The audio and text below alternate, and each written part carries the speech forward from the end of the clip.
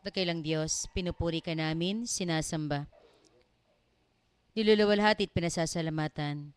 Ikaw, Lord, ang aming Diyos sa dapat namin panaligan. Ikaw, Lord, ang bigay sa amin ng buhay at lakas. Ay kahit napakabuti mo, Panginoon, sapagkat sa bunto ng karamihan ay tinawag mo kami sa aming mga pangalan. Naipagkalooban mo kami ng isang pusong tapat, Panginoon, at bigyan mo po kami ng bagong damdamin, O Lord, na lagi ka namin pupurihin, sasambahin, pasasalamatan, Panginoon, sa Espiritu at sa katotohanan. Ikaw na rin nagsabi, Lord, kung saan mayroong dalawa o tatlo higit pa na nagtitipon sa iyong pangalan, nasa gitna ka namin, Panginoon. Lord God, maraming salamat. At patuloy mo po kami, Lord, samahan sa gawain mong ito at ipalaganap ang mabuting balita ng kaligtasan. Patnubayan mo po kami ng banal na Espiritu Santo upang ang tinig mo'y aming mapakinggan at higit sa lahat ito'y aming maunawaan at maisabuhay. Pagkalooban mo, Panginoon, ang kagalingan ng bawat nakikinig. Pagkalooban mo ng kapayapaan ng bawat tahanan. Pagharian mo kami, Panginoon, at gamitin kami sa iyong ubasan. Hiniling namin ito, Lord, sa ngalan ng iyong anak na aming Panginoong Yesus sa walanggang kalawanagan. We thank you, Father God. We thank you, Lord Jesus Christ. We thank you, Holy Spirit. Hallelujah, hallelujah, hallelujah.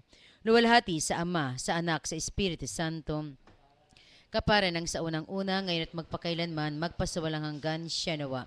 Luwalhati sa Ama, sa Anak, sa Espiritu Santo, Kapara na sa unang-una, ngayon magpakailanman at magbasawala hanggan siya sa nawa. isang tinig, luwalhati sa Ama, sa Anak, sa Espiritu Santo, kapara ng sa unang-una, ngayon at magpakailanman, magpasawalang hanggan, siya nawa. Sa ngalan ng Ama, ng Anak, ng Espiritu Santo. Amen.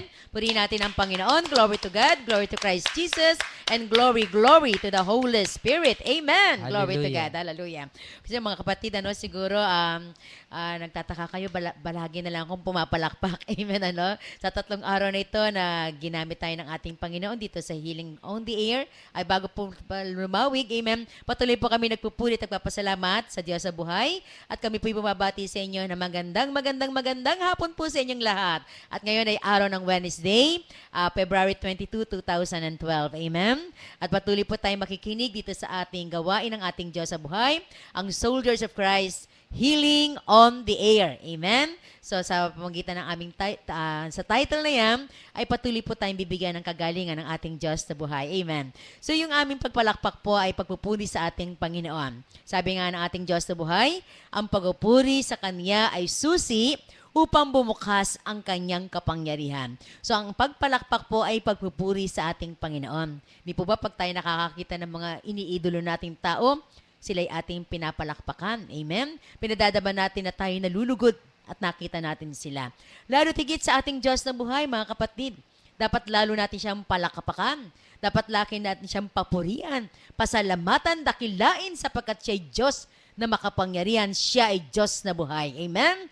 Kagabi nga po, kung kayo po ay nakinig ng Radio Veritas, sana na inyong napakinggan si Sister Edith of Zoom ng taga Santa Mesa, kung saan po ay lagi siyang pumapalakpak sa ating Panginoon. At alam niyo mga kapatid, siya po ay may sakit sa puso at ito po'y gumaling dahil sa kanyang pagpalakpak.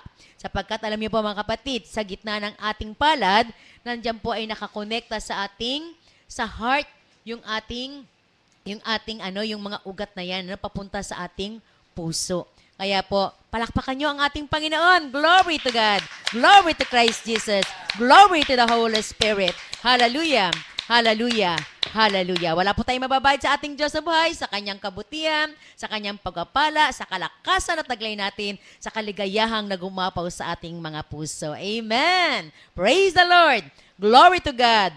Glory to Christ Jesus. Amen. Hallelujah. So mga kapatid, binabati po rin natin ang ating minamahal at servant, ang aking brother husband, Brother Ting Arcadio, na patuloy pa rin pong nag-aali ng 3 araw na pag-aayuno doon sa Antipolo Retreat House. Amen. At mamaya po, mga 7:30 ay meron po tayong pag-welcome sa kanila, 52 participants plus yung ating head servant at kanyang mga kaagapay, Brother Marcelo Marles, Brother Jimmy David, si Brother Jessica Cal, sila Brother Rodwell. Nandun po sila. Amen. At si Brother Marvin, na gitarista natin, ay kasama din po na nag-ayuno. Amen. Glory to God. Hallelujah. So sa lahat ng may sakit, punta po kayo dito sapagkat yung kanilang inalay na 3 araw ay hindi para sa kanila, kundi para sa mga may sakit, para sa may mga problema. para sa mga kaligtasan ng mga kaluluwa rin po sa purgatorio. Amen? Yung lahat na yung pagsisikap natin na maging bahagi ng sakripisyo ng Panginoon, tayo po ay nagliligtas ng mga kaluluwa. Kaluluwang buhay at kaluluwang patay. Amen? Hallelujah. Glory to God. Glory to Christ Jesus and glory to the Holy Spirit. At syempre, binabati din po natin ang ating minamahal na Bishop, ang ating spiritual director, Bishop Teodoro Bacani Jr. Amen.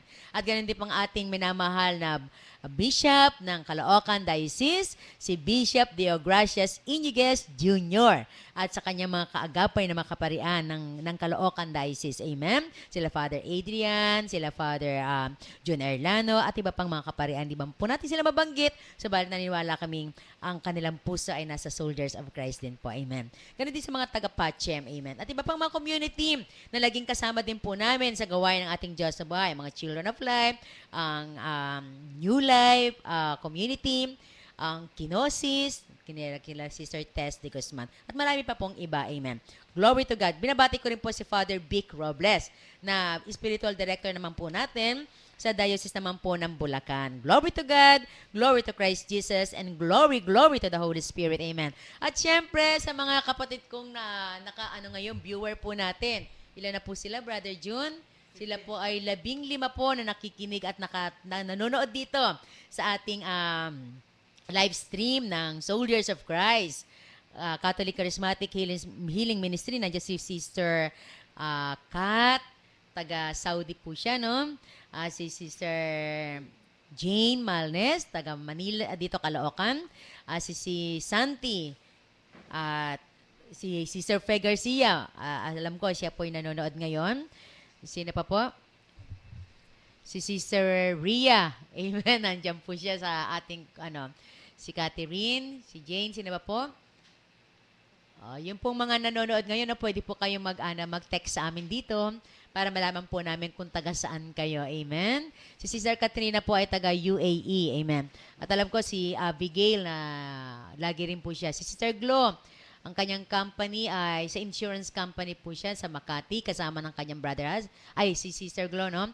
At sila Brother Ben Aspiras, alam ko, maaaring nanonood din sila po ngayon. Amen? So, yung po mga pwede po kayong mag-text sa amin para malaman po namin na kayo po ay nanonood sa amin. Salamat sa ating Panginoon. Okay, so mga kapatid, mamaya-maya po ay mapapakinggan natin ang mga magpupuri mula sa Antipolo Retreat House. Sila po yung mga nag-fasting, mga buhay na patotoo sa kapangyarihan ng ating Diyos sa buhay. At maaring mapapakinggan din po natin ang tinig ng ating head servant na magbibigay sa atin ng inspirasyon kung paanong yung 52 participants ay nagtagumpay sa kanilang 3 araw na pag-aayuno. Abangan po ninyo yan, mga kapatid. At higit sa lahat, yung ating yung Word of God sa araw na ito, huwag po ninyong kaligtaan din magsimba sapagkat today is Ash Wednesday. Amen? Dapat tayo po ay magsimba, mag-ayuni din po sa araw na ito, at ganun daw mga umpisal din po tayo, no? Ang tawag po sa panahon natin ay Lenten season na po, or Quaresma. 40 araw na sa sakripisyo, pakikibahagi sa paghihirap ng ating Diyos sa buhay. Praise the Lord. Hallelujah. Glory to God. Okay? So, meron pa po ba tayong mga announcement? Yung DZRV natin, every Tuesday po ay mapapakinggan ninyo sa ganap na alas 8 ng gabi hanggang alas 9. Every Tuesday po yan. Ganun din ang ating Channel 4. Ganun din po ang ating Channel 4 na pansamantala po sa Sabado ay wala. Pero ito po yung on air uli sa March 3 na po, 2012. Dahil po, bibigyan daan po natin ang EDSA People's Power. Amen. Okay, meron din po nagpapabate, si First Integrated Insurance Company ng Makati. At nanonood po sila sa pangunan ni Sister Glo. Amen. Salamat sa ating Panginoon. Si Godopredo Magpili, nandyan din po. Si Luz Magpili, nandyan din po. Okay, salamat sa Diyos. Okay, ngayon po ay upang lalo tayo magkaroon ng mas mahabang panahon ng pakikinig ng mga buhay na patotoo kay Lord, babasahin na po natin ang mabuting balita ng kaligtasan.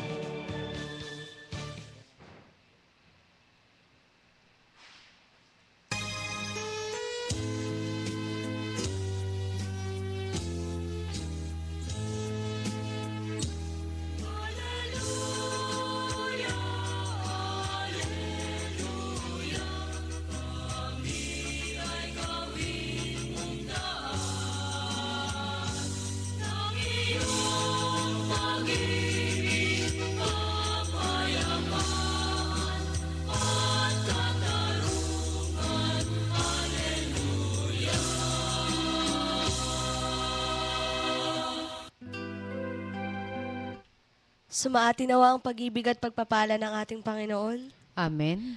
Ang mabuting balita ayon kay San Mateo. Papuri sa iyo, Panginoon. Pag-ingatan ninyo na huwag maging pakitang tao lamang ang paggawa ninyo ng mabuti. Kapag ganyan ang ginawa ninyo, wala kayong matatamong gantimpala buhat sa inyong amang nasa langit. Kaya nga, kapag naglilimos ka, huwag mo nang makaingay ito. Katulad ng ginagawa ng mga mapagpaimbabaw doon sa sinagoga at sa mga lansangan.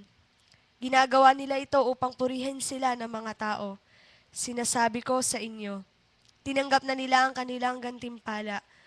Ngunit kung naglilimos ka, huwag mo nang ipaalam ito kahit sa iyong pinakamatalik na kaibigan, upang malihim ang iyong paglilimos at gagantihin ka ng inyong amang nakakakita ng kabutihang ginagawa mo ng lihim. At kapag nananalangin kayo, huwag kayong tumulad sa mga mapagpaimbabaw. Mahilig silang manalangin ng patayo sa mga sinagoga at sa mga panulukang daan upang makita ng mga tao. Sinasabi ko sa inyo, tinanggap na nila ang kanilang gantimpala. Ngunit kapag mananalangin ka, pumasok ka sa iyong silid at isara mo ang pinto. Saka ka manalangin sa iyong amang hindi mo nakikita at gagantihin ka ng iyong amang nakakakita ng kabutihang ginagawa mo ng lihim. Sa panalangin ninyo, huwag kayong gagamit ng napakaraming salita gaya ng ginagawa ng mga hintil. Ang akala nila ay pakikinggan sila ng Diyos dahil sa dami ng kanilang salita. Huwag niyo silang tularan, sapagkat alam na ng inyong Ama ang inyong kinakailangan bago pa ninyo hingin sa Kanya. Ganito kayo mananalangin. Ama naming nasa langit, sambahin nawa ang pangalan mo. Ikaw nawa ang maghari sa amin. Sundin nawa ang iyong kalooban dito sa lupa tulad ng sa langit. Bigyan mo kami ng pagkain kailangan namin sa araw na ito at patawarin mo kami sa aming mga kasalanan tulad ng aming pagpapatawad sa mga nagkakasala sa amin. At huwag mo kaming iharap sa mahigpit na pagsubok, kundi ilayo mo kami sa masama. Sapagkat iyo ang kaharian at ang kapangyarihan at ang kapurihan magpakailanman. Amen. Sapagkat kung pinatatawad ninyo ang mga nagkakasala sa inyo, patatawarin din kayo ng inyong amang nasa langit. Ngunit kung hindi ninyo pinapatawad ang mga nagkakasala sa inyo, hindi rin kayo patatawarin ng inyong ama. Kapag nag-aayuno kayo, huwag kayong magmukhang malungkot, tulad ng mga mapagpaimbabaw. Hindi sila nag-aayos upang malaman ng mga tao na sila'y nag-aayuno. Sinasabi ko sa inyo, tinanggap na nila ang kanilang gantimpala. Kapag ikaw ay nag-aayuno, magayos ka ng buhok at maghilamos upang huwag mapansin ng mga tao na nag-aayuno ka. Ang iyong amang hindi mo nakikita ang siya lamang makakaalam nito. Siya na nakakakita ng kabutihang ginagawa mo ng lihim ang gaganti sa iyo. Ito po ang mabuting balita ng ating Panginoon. Pinupuri ka namin, Panginoong Hesus Kristo.